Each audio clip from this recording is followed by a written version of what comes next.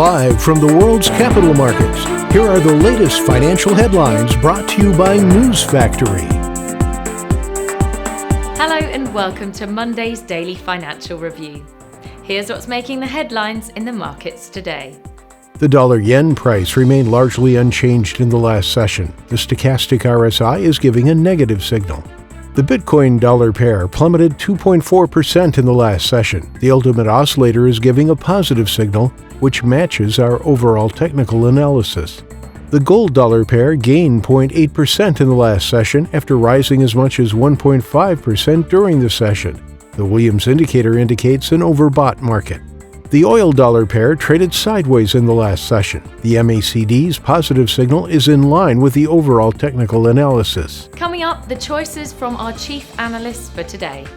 Top U.S. fuel pipeline operator Colonial Pipeline shut its entire network, the source of nearly half of the U.S. East Coast fuel supply, after a cyber attack that involved ransomware.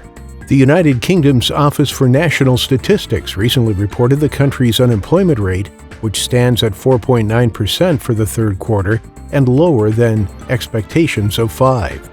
The share of U.S. dollar reserves held by central banks fell to 59%, its lowest level in 25 years, during the fourth quarter of 2020, according to a recent survey by the International Monetary Fund, IMF. Those were today's major economic events. And now, moving on to world financial headlines.